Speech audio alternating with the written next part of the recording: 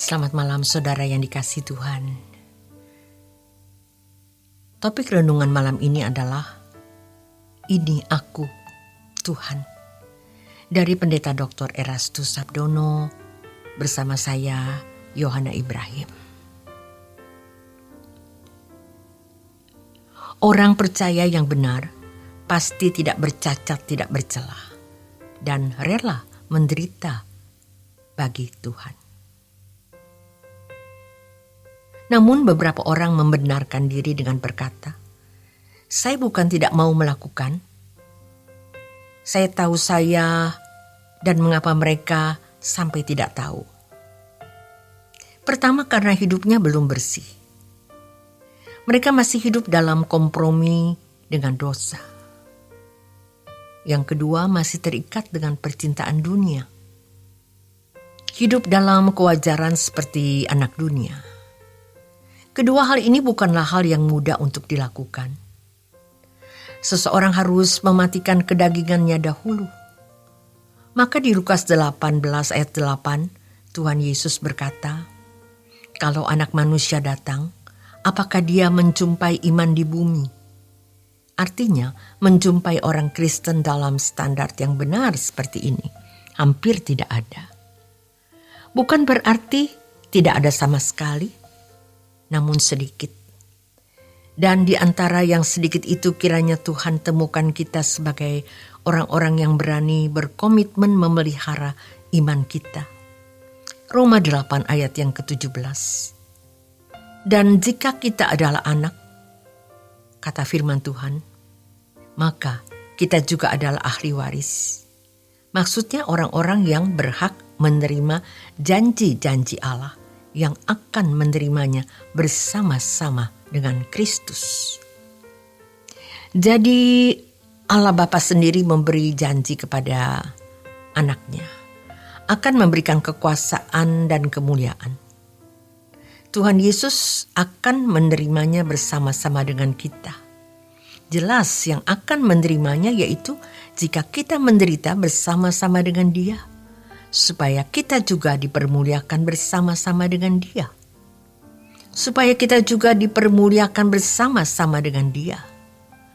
Lalu ayat berikutnya, sebab aku yakin bahwa penderitaan zaman sekarang ini tidak dapat dibandingkan dengan kemuliaan yang akan dinyatakan kepada kita. Ini yang menjadi kebahagiaan kita. Kalau ada kebahagiaan lain selain ini, pasti kita berkhianat kepada Tuhan dan tidak akan dimuliakan bersama dengan Tuhan Yesus. Dalam Mazmur 126 ayat 5 dikatakan, orang-orang yang menabur dengan mencucurkan air mata akan menuai dengan bersorak-sorai. Orang-orang yang menabur dengan mencucurkan air mata, kopos, ini pasti lelah dan menyakitkan. Namun ia akan menuai dengan bersorak-sorai. Sekarang mestinya kita mencari pekerjaan Bapa yang mana, yang bagaimana, yang membuat kita sampai kopos. Kalau hanya jadi pendeta, pengkhotbah tidak sampai mencucurkan air mata, tidak sulit, tapi belum sampai seperti yang dikatakan Alkitab, kopos. Belum sampai grief, lamentation. Dalam hal ini hanya Tuhan dan dirinya sendiri yang mengetahuinya. Galatia 6 ayat 7 dikatakan jangan sesat. Allah tidak membiarkan dirinya dipermainkan. Karena apa yang ditabur orang itu juga yang akan dituainya. Kalau kita menabur pengabdian kepada Tuhan sampai kopos, kita baru memiliki kemuliaan bersama Tuhan. Dan kematian kita itu kematian yang bermartabat. Tapi akan sangat sulit orang yang mau mencari kehidupan di mana ia melayani Tuhan sampai ratapan ini. Miliki gairah seperti yang Tuhan Yesus katakan. Makananku adalah melakukan kehendak Bapa dan menyelesaikan pekerjaannya. Serigala mempunyai liang, burung mempunyai sarang. Anak manusia tidak memiliki tempat untuk meletakkan kepalanya. Kita mau mencari tempat pelayanan, pengabdian kepada Tuhan sampai kopos. Ada grief, ada ratapan.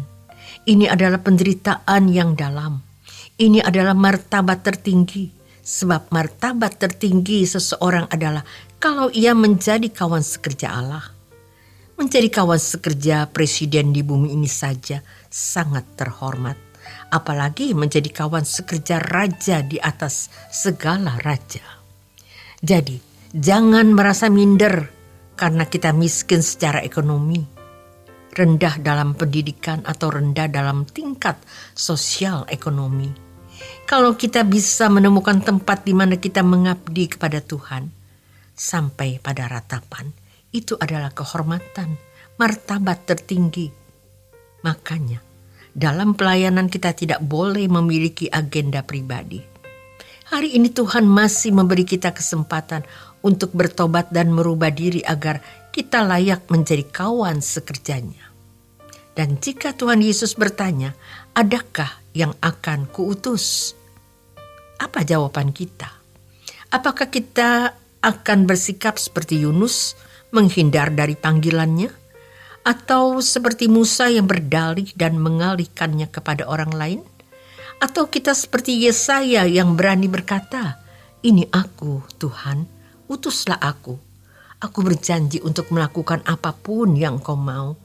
Jika demikian, maka kematian kita akan menjadi kematian yang bermartabat.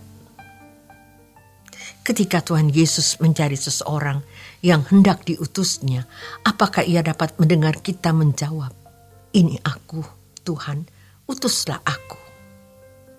Demikian kebenaran firman Tuhan melalui renungan malam. Tuhan Yesus memberkati.